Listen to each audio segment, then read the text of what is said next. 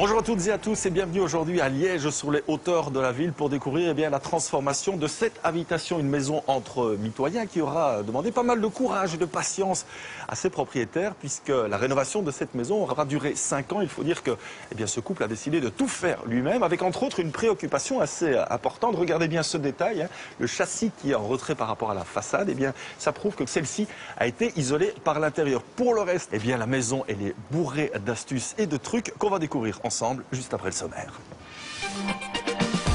Derrière cette façade en acier Corten, les 4 murs d'un ancien entrepôt servent maintenant d'écrin à une nouvelle habitation et à son jardin. Allez hop, un petit tour en Normandie pour goûter au charme bohème de ce bed and breakfast installé dans une ancienne épicerie. De Wallonie ou d'Italie, vrai ou imité, le marbre a de nouveau une cote certaine dans la décoration contemporaine. Plusieurs étagères et une partie penderie, le meuble de rangement de Robert et Sarah est plein de bonnes idées pour un budget serré.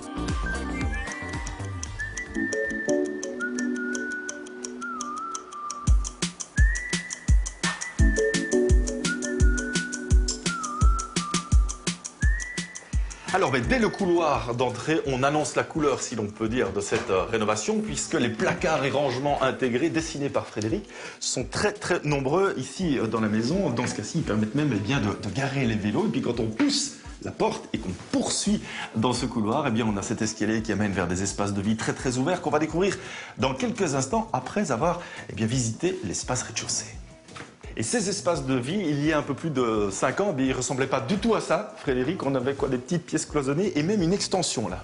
Oui, donc on était sur un plan début 20e avec 2 pièces en enfilade pour le corps principal et puis un petit couloir de service qui menait à une cuisine. La cuisine actuelle, elle était quoi dans la cour ? Oui, tout à fait. Donc on avait une petite courette ici et on avait un voisin qui avait beaucoup trop de hauteur pour nous donner de la luminosité dans les pièces de vie. Et donc vous avez tout explosé. Voilà. Donc on a décidé de décloisonner un maximum, histoire de pousser les pièces de vie et de séjour vers le jardin et vers la lumière, et puis d'ouvrir un maximum et de vivre avec cet extérieur. Et la lumière, elle était aussi très importante à l'étage, que vous avez entièrement redessiné, restructuré, si l'on peut dire. On va le découvrir dans quelques instants. Après un petit détour par Bruges, dans une des rues de Bruges, il y a une façade qui attire inexorablement le regard, une façade en acier Corten, et on a eu beaucoup de chance de pouvoir pousser les portes de cette maison.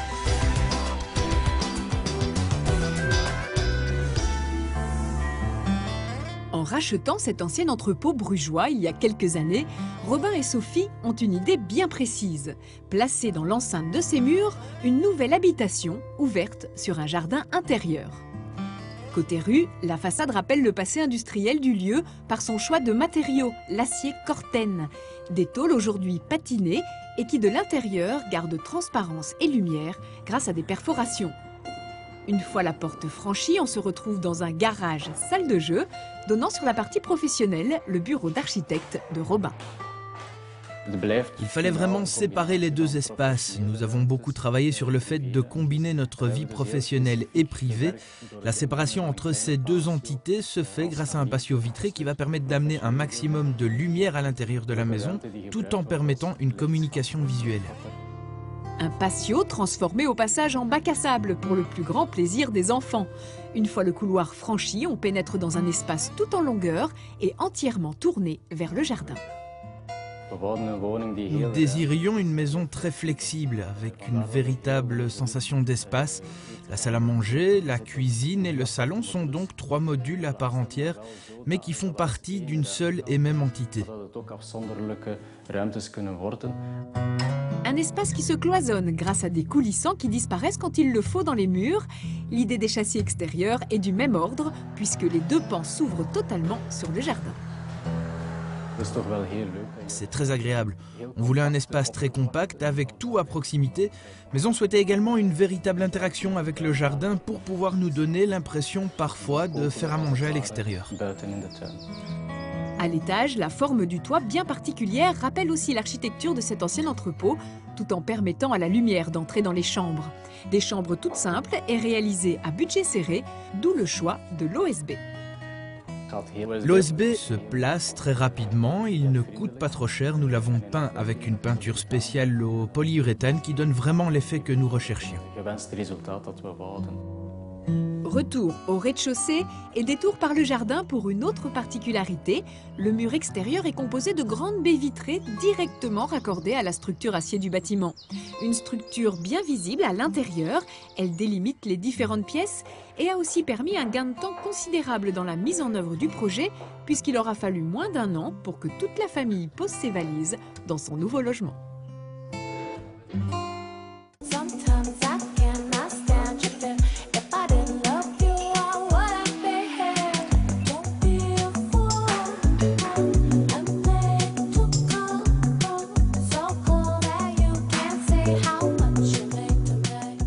Alors on en vient maintenant à découvrir cet étage. Je l'ai dit tout à l'heure, cet étage il a été entièrement redessiné, restructuré, même si on peut dire par Frédéric, avec bien entendu vos souhaits. Qu'est-ce que vous cherchiez justement?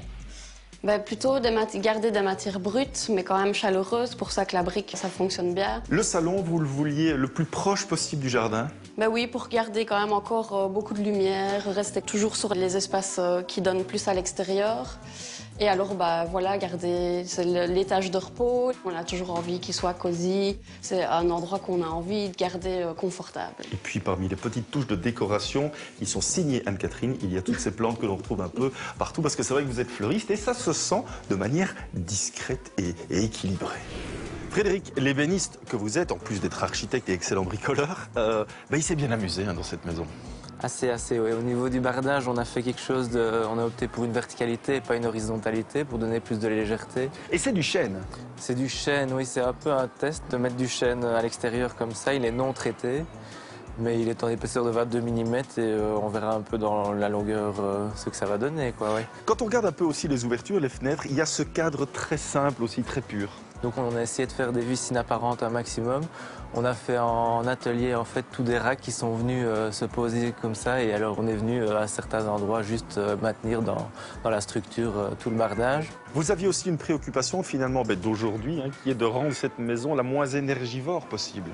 Oui, au niveau isolation, on a essayé de faire une façade qui a une structure de 25 cm d'épaisseur pour isoler confortablement quand même celle-ci. Au niveau de la toiture, on en a mis 40. Je ne sais pas si vous êtes un gourmand, mais vous allez le voir que dans certaines épiceries, on peut aujourd'hui dormir plus que confortablement.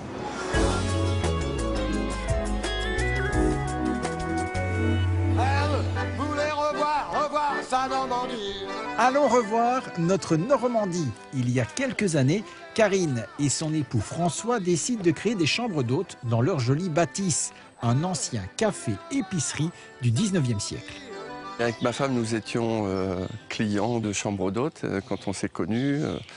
Nous aimions ça. Et puis, l'idée d'ouvrir progressivement des chambres d'hôtes, c'est quelque chose qui vraiment nous plaît à tous les deux. J'avais envie de partager ma passion de la Normandie, la passion de la déco, de la brocante, rencontrer des gens. Et voilà, c'est merveilleux. Comme le jardin abrite cette plante, qu'on appelle les monnaies du pape, le couple décide de baptiser leur maison d'hôte l'épicerie du pape. Ils aménagent d'abord une chambre, puis une seconde, avec la même démarche, se faire plaisir avant tout. Il faut absolument qu'une maison ressemble à ses propriétaires. Et maintenant, même s'il y a des petites choses de décalage, même s'il y a une pointe de kitsch, même si c'est loin d'être parfait, c'est ça qui est bien, qui est drôle. Il ne faut pas que ça soit parfait. Si c'est parfait, c'est un showroom de magasin. Karine et François sont devenus de vrais fondus de la brocante et ils ont rempli leur maison d'objets chinés, donnant à leur habitation une atmosphère un peu bohème et pas figée. Ça change et puis quand on chine, déjà, il ne faut pas chercher quelque chose.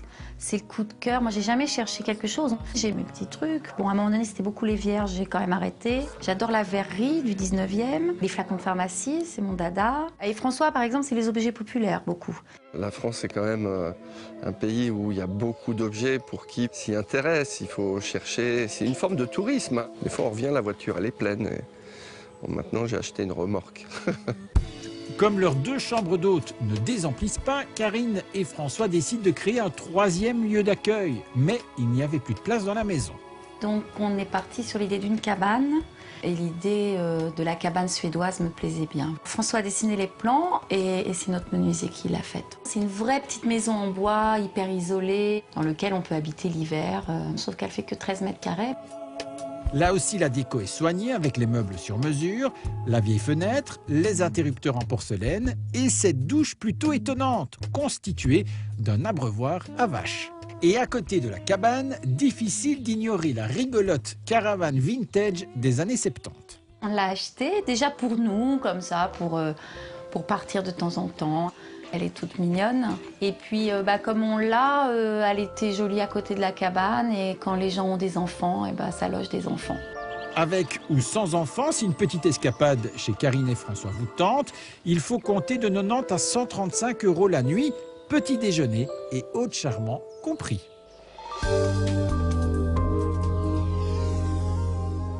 Virginie, je vous vois toute souriante, vous l'aimez bien cette maison, hein? Moi, je mets tout le monde dehors et je m'installe dès demain. Bon, on va encore rester un tout petit peu, si vous le voulez bien, pour parler entre autres du chêne, ici, dans cette cuisine, chêne qui est très présent. Eh bien, au niveau du sol, déjà, pour commencer, il a fallu le marier avec un plancher qui était existant en sapin. Et donc, on a un chêne français. On va aussi le retrouver à différents endroits, notamment pour le plan de travail de l'îlot central. Ça, c'est du plancher, donc c'est moins cher. C'est moins cher, c'est résistant aussi. Vous avez de la matière, de larges et longues bandes en bois qui vont donner de la texture et du corps à cette cuisine et qui vont se marier d'ailleurs avec le mobilier noir en MDF. Le chêne, on le retrouve aussi en socle. C'est vrai que ça allège un peu le tout. Alors l'idée, c'était d'avoir une plinthe finalement en chêne qui se marie avec le sol, qui est aussi en accord avec la porte et qui puisse servir de socle à l'escalier. Et donc l'escalier va se détacher, se décrocher légèrement du bois. Quand on lève les yeux et qu'on regarde ici le plafond de la cuisine qui sert aussi de plancher pour le salon, on retrouve un autre matériau, c'est l'OSB.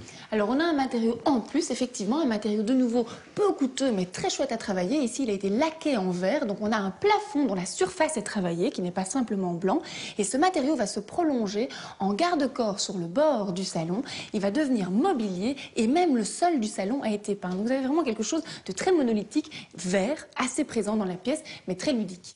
Vous venez d'évoquer le garde-corps, c'est vrai que c'est souvent un budget assez important, le garde-corps, d'où cette solution finalement assez simple. Alors l'idée au départ, c'est de garder la transparence. Si on travaille avec du verre, eh bien on a un budget qui est vraiment excessif. Alors là, une astuce, c'est de travailler avec un système de câblage qui va servir de garde-corps, qui va ensuite donner un effet graphique. Donc on apporte de la structure et de la transparence en même temps.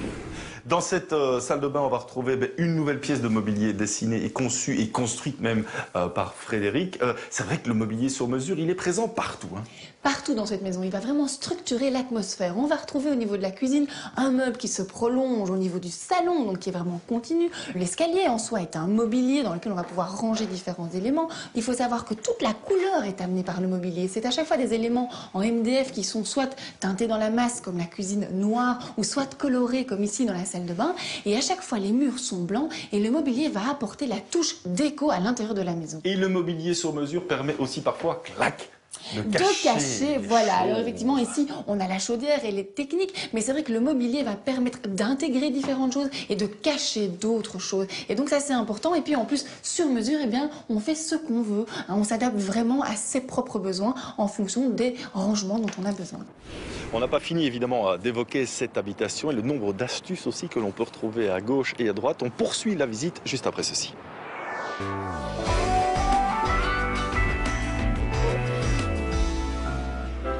Pas loin de Namur, on découvre un spectacle très rare en Belgique. Ici, les pierres qui viennent du monde entier attendent l'amateur qui aura envie de décorer sa maison avec ces matériaux vieux de plusieurs millions d'années. Bruno est le maître des lieux et selon lui, la reine des pierres, c'est le marbre. Le marbre fait un retour en force dans la décoration contemporaine, car par ses particularités, ses veinages, il est très très décoratif. Donc quand on fait le choix du marbre, on fait le choix d'un matériau vivant, un matériau qui va évoluer avec le temps, d'une grande richesse de coloris, de dessins. Les marbres exposés viennent d'Afrique du Sud, Inde, Brésil et aussi de Wallonie. Pas besoin d'aller bien loin pour se fournir à une dizaine de kilomètres d'ici, tout au fond de ce puits. Bienvenue dans la dernière carrière de marbre noir du pays. C'est quelque chose de brut au départ. On n'a pas l'impression que c'est un produit noble, mais quand on voit le résultat final, là, on peut se dire qu'on a fait du bon boulot derrière. Dallage ou tablette, le marbre est utilisé partout dans la maison. Mais pour certaines utilisations, mieux vaut bien se renseigner avant. Le marbre est en effet un matériau calcaire, ce qui le rend donc très sensible aux acides comme le vin ou le vinaigre. Enfin, il faudra accepter qu'il se patine sous l'effet des griffes et des rayures. Alors pour ceux qui veulent de la pierre, mais sans se prendre la tête, il y a le granit. Le grand avantage du granit, c'est qu'il n'est pas calcaire. Donc, il va résister à toutes les attaques des acides domestiques. Le deuxième avantage du granit, c'est sa grande dureté, donc sa faible porosité. Il va absorber beaucoup moins qu'une pierre calcaire les différentes taches. Chez nous, le granit est souvent uni et plutôt noir ou gris. Pourtant, tout comme le marbre, il peut aussi afficher un dessin surprenant. Un exemple chez Frédéric, qui a choisi ce granit extrait au Brésil. La pierre est parsemée de cailloux. Elle est très décorative. On a l'impression de marcher dans la rivière. C'est une pierre de lave qui résiste au choc, aux griffes. Amoureux des belles pierres, Frédéric a habillé sa salle de douche avec un marbre très particulier. Un petit plaisir facturé tout de même plusieurs centaines d'euros le mètre carré. C'est comme une œuvre d'art. On l'expose. Moi, ça me fait plaisir d'avoir quelque chose d'unique que la nature a fait. À côté du marbre et du granit, une troisième famille de pierres trouve sa place dans la maison. C'est ce qu'on appelle du composite de quartz ou aussi de la pierre reconstituée. On en fabrique dans cette usine du Limbourg belge. C'est en fait de la poussière de quartz mélangée à des pigments de couleur et à de la résine pour rendre le mélange très résistant. Ici, pas de surprise, toutes les tablettes sont pareilles, seule la couleur change. Les points forts du produit sont sa grande dureté. Il est très résistant aux griffes et aux rayures. Et étant donné qu'il n'est pas poreux, il ne se tache pas. Enfin, il n'est pas sensible aux acides comme le vin ou le jus de citron. Mais ce à quoi il faut faire attention avec le composite, c'est qu'il est sensible aux chaleurs élevées. Donc il ne faut pas mettre une casserole chaude sur la tablette. Le prix du composite de quartz dépend de sa qualité de fabrication. Il faut prévoir en moyenne 500 € le mètre carré. Qu'elle soit composite ou naturelle, chaque pierre a ses qualités et ses limites, et toutes se réinventent sans cesse selon les envies des propriétaires.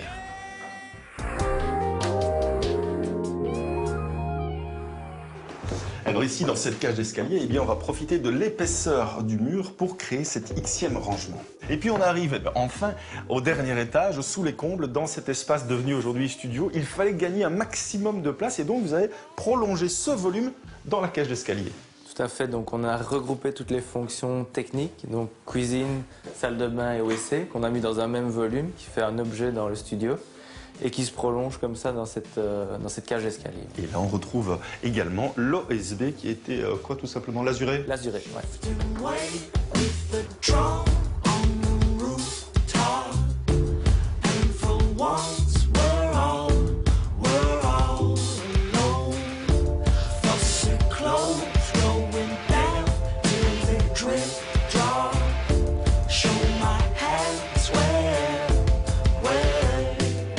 Anne-Catherine, on l'a dit tout à l'heure, pour arriver à ce résultat qu'on aime beaucoup, mais c'est vrai qu'il y a eu beaucoup de patience, 50 travaux quand même. Et oui, on a quasiment tout fait. En effet, on a dû habiter dans le chantier, donc on a habité plusieurs années dans le studio. La maison est restée ouverte à l'arrière quand on a cassé l'annexe, donc voilà, ça a fait beaucoup de choses, beaucoup de crasse pour un chouette résultat. Voilà. Et côté positif aussi, ça a permis de réduire évidemment considérablement la facture. Il y a eu des moments de découragement quand même, des moments où on se dit « Ouh, là j'en ai marre ». De temps en temps, on s'est quand même un peu octroyé des pauses et des vacances, parce que sinon, ça allait être difficile. En tout cas, aujourd'hui, vous avez l'air heureuse et ça fait plaisir. Un autre homme qui rend, non pas Anne-Catherine, mais bel et bien Sarah heureuse, c'est Robert.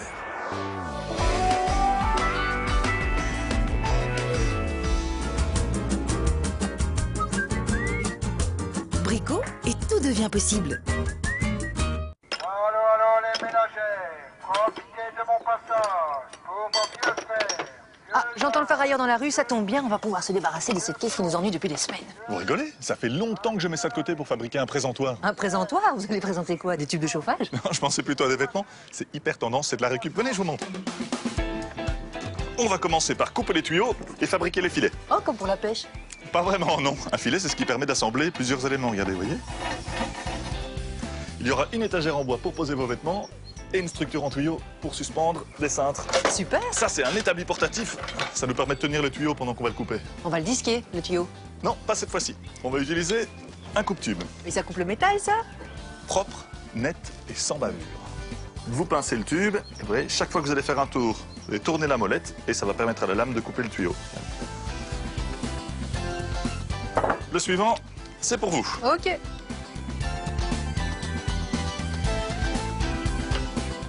Et voilà, il est bien pratique votre coupe-tube. Et je vais vous montrer un outil de filetage encore plus pratique. Ah oui, pour faire les rainures. Voilà, c'est ça. Ou un pas de vis. Précisément. Ce qu'on pourrait faire pendant que je fabrique le filet, c'est mettre de l'huile spéciale pour le filetage. Ça va permettre de lubrifier pour ne pas que l'outil chauffe.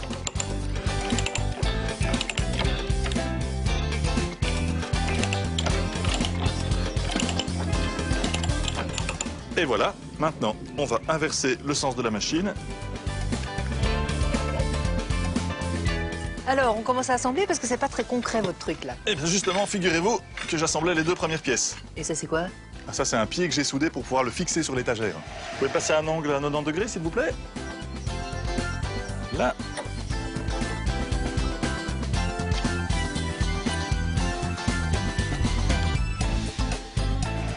Et voilà pour la partie métallique. Ça reste assez conceptuel, hein. Là, on va monter l'étagère. Après, vous allez voir, ça va devenir limpide. Oui, ben on y va alors. Étagère en bois donc. Oui, que j'ai blanchi avec une lasure. Alors, chaque fois, il me faut un tire-fond, une rondelle. J'ai choisi le tire-fond, j'ai trouvé que ça donnerait un petit aspect industriel.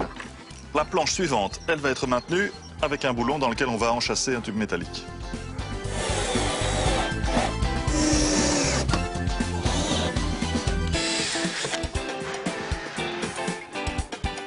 On enchasse les tuyaux. C'est bon. Et voilà, on enchaîne avec le 2e étage, selon le même principe.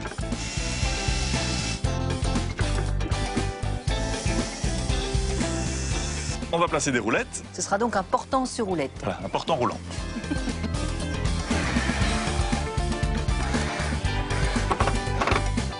Là, ça va nous permettre de visser le dernier. Je vous l'espère pour le dessus. On peut poser la structure en métal maintenant. Oui, vous me l'amenez? Fixer le bas, on a compris, c'est assez simple. Par contre, ceci, on va le fixer comment? Eh bien, regardez, j'ai fait un petit trou dans la planche, un petit trou dans un chapeau, et on va passer un boulot au travers.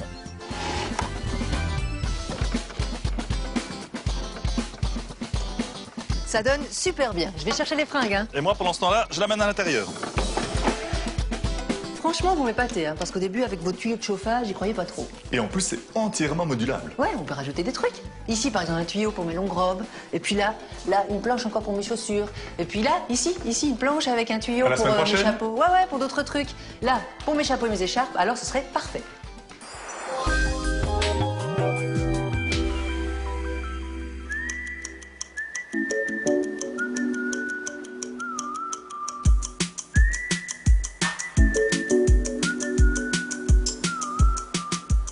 Un dernier petit détail ici sur la terrasse du studio, c'est ce banc qui lui aussi a été dessiné et conçu par Frédéric. Et je ne sais pas si vous avez remarqué, mais le dossier du banc sert à créer un peu d'intimité par rapport aux voisins. Alors la semaine prochaine, on sera du côté de Theux, pas très loin d'ici. Donc d'ici là, surtout, portez-vous bien et n'hésitez pas à embellir vos maisons. À bientôt, au revoir.